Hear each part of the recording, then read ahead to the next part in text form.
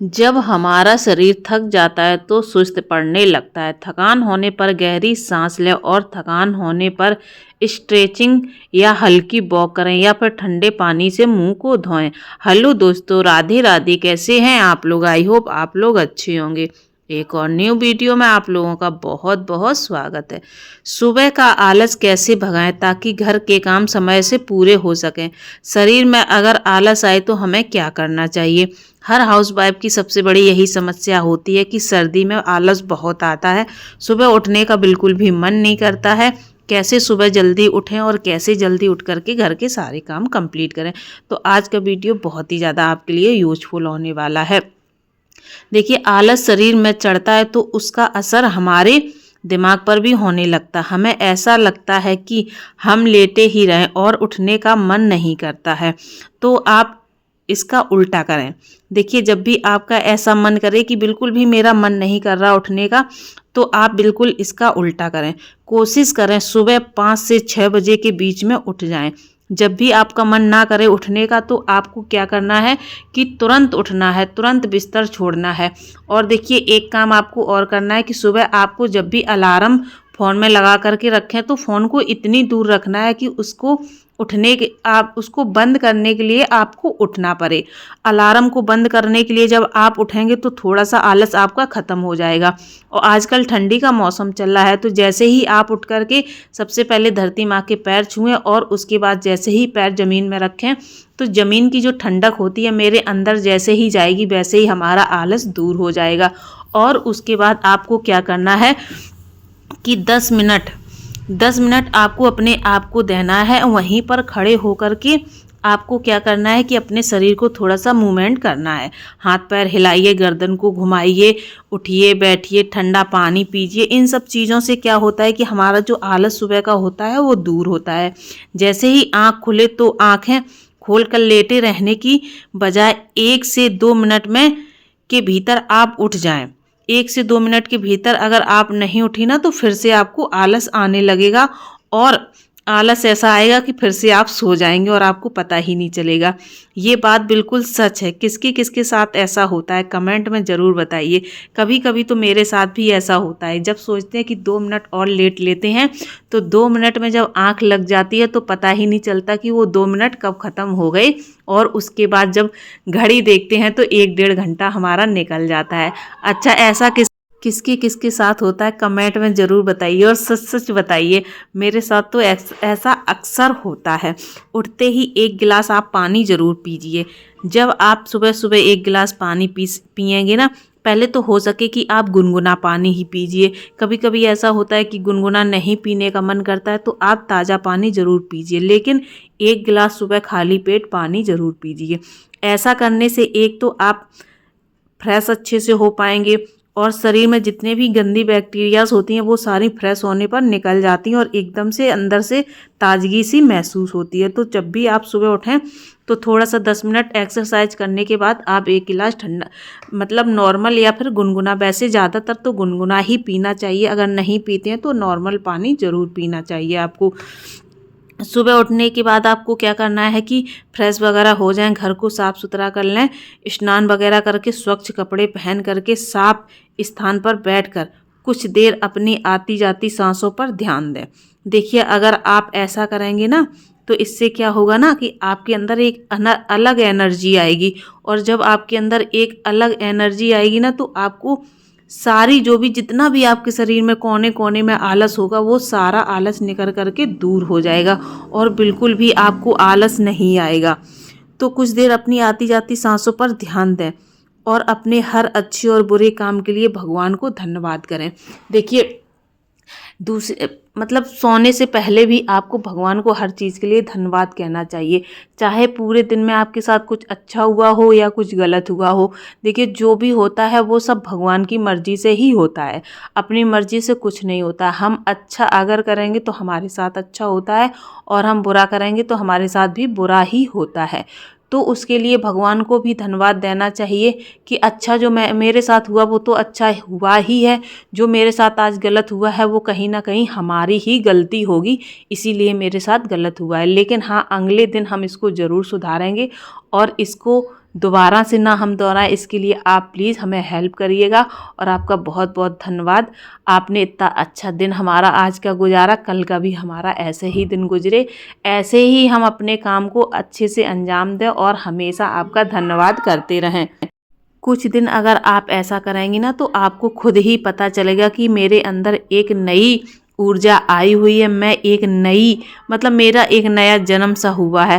पहले मैं बहुत आलस करती थी, हर चीज़ में मुझे आलस आता था, अब क्यों आलस नहीं आता है।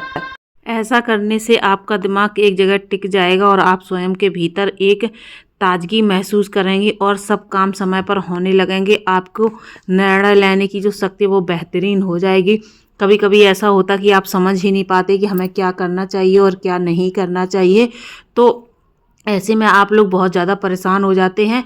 तो अगर आप अपना आलस ख़त्म करेंगे और अपने टाइम को सेव करेंगी ना तो बहुत जल्दी आपके लिए अच्छा होगा और एक नई एनर्जी आपके शरीर में आएगी। आप हमेशा एक बात कहना बंद कर दीजिए कि मैं आलसी हूँ, मैं कुछ कर नहीं सकती। अगर आप ये कहना बंद कर देंगे तो आप एक स्मार्ट हाउसवाइफ बन जाएंगी। स्मार्ट होने का पहला कदम होता है कि खुद की अहमियत को समझना, खुद को सिर्फ घर को संभालने वाली समझना बंद कर दीजिए।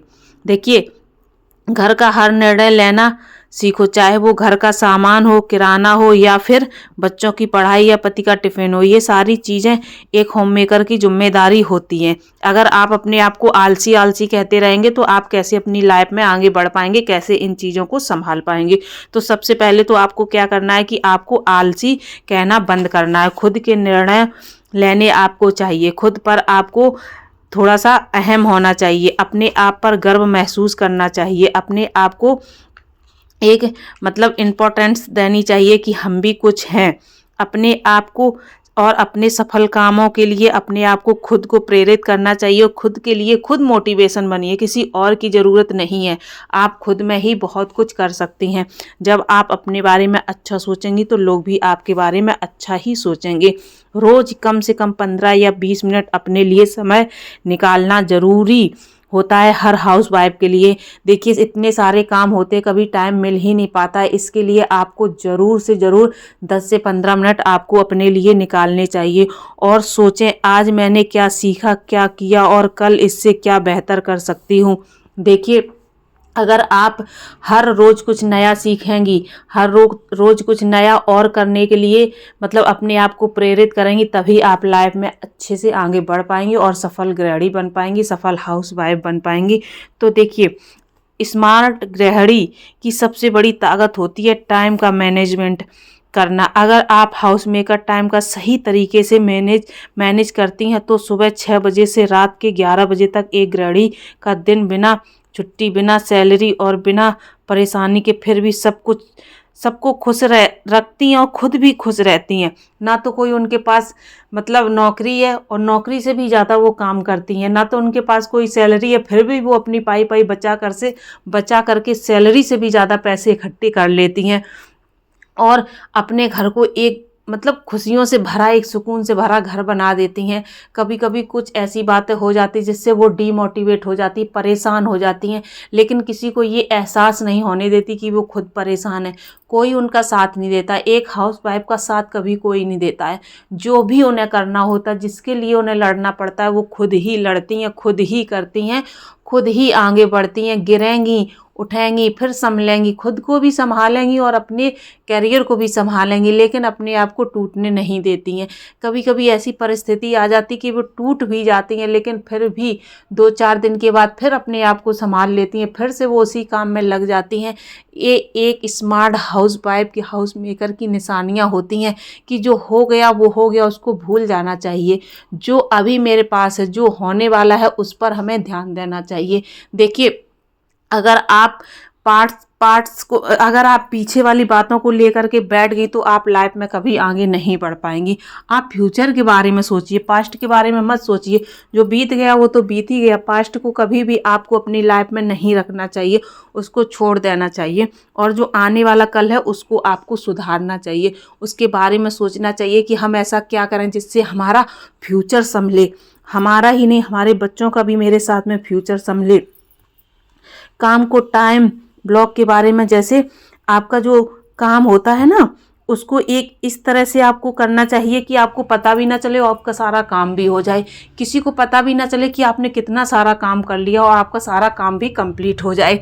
कभी कभी किसी के साथ कुछ ऐसे लोग भी जुड़ जाते हैं जो उनको जीने ही नहीं देते, मैं सच बता रही हूँ, जीने ही नहीं देते। हर बात को गलत बोलना, हर काम को गलत बोलना, हर चीज़ को गलत बोलना, वो सिर्फ अपने ही बारे में सोचते। वो काम कर रहे तो ठीक है, दूसरा कर रहा तो बिल्कुल भी गलत है। ऐसे लोगों को आप हमेशा इग्नोर करिए। अगर इन लोगों को आपने अपने ऊपर हावी होने दिया ना, तो आप लाइफ में एकदम से बेकार हो जाएंगी, कुछ भी नहीं कर पाएंगी। ऐसे लोगों को इग्नोर करो, साइड करो और अपने जीवन में आगे बढ़ो। ऐसे लोगों को अपने ऊपर हावी मत होने दो। ये स्मार्ट हाउस वाइफ की निशानियाँ होती हैं, जो दूसरे लोगों को, गलत लोगों को सुनती तो हैं बट उनको एक कान से सुन करके दूसरे कान से निकाल देती, इग्नोर कर देती हैं। ये स्मार्ट हाउस वाइफ होती। ऐसी नहीं होती कि किसी ने कुछ कह दिया, उस बात को इतना उन्होंने दिमाग में, दिल में बैठा लिया कि बस उसी को सोच रही हैं। सोच सोच के इतनी डिप्रेशन में चली गई, उनको कुछ समझ में ही नहीं आ रहा कि हमें क्या करना है, क्या नहीं करना है। आप स्मार्ट हाउस वाइफ हैं, आप घर संभाल सकती हैं, परिवार संभाल सकती हैं, आप सब कुछ कर सकती हैं, लेकिन उसके साथ साथ आपको अपने आप को भी संभालना है। क्या आप जानती है कि स्मार्ट हाउस वाइफ सिर्फ घर संभालने वाली नहीं है, वो घर की नींव होती है। वो घर की नींव होती है, परिवार की खुशियों की गारंटी होती है और घर के भविष्य की भी गारंटी होती है। देखिए, एक हाउस वाइफ के ऊपर ही घर डिपेंड करता है। अगर वो आलसी है, कामचोर है, टाइम को बर्बाद करने वाली है, तो उसके घर में कभी खुशियाँ आने वाली नहीं हैं। वो उसके घर में हमेशा नेगेटिविटी ही फैली रहेगी, हमेशा हर बात को लेकर के चर्चा में होती ही रहेगी। और एक हाउस वाइफ अगर ये समझती है कि ये मेरा घर है, ये मेरा परिवार है, इसमें हमेशा खुशियाँ ही होनी चाहिए, तो वो क्या करती है कि अपने साथ साथ अपने परिवार को भी संभालती है, घर को भी संभालती है और आने वाले कल को भी संभालती है। आज के बारे में ही नहीं सोचती है, कल के बारे में भी सोचना है हमें कि कल हमारा कैसा होगा। उसके लिए हमें थोड़ी सेविंग भी करनी है, उसके लिए फ्यूचर प्लान भी करना है, उसके लिए हर चीज़ हमें सोचनी है, हर चीज़ हमें समझनी है, कैसे हमें क्या करना है, क्या नहीं करना है। ये सारी बातें हम लोग अपने दिमाग में हमेशा घुमाते रहते, हमेशा सोचते रहते हैं। और यही सोच अगर आपकी है तो आप एक ना एक दिन अपनी लाइफ में ज़रूर आगे बढ़ेंगी।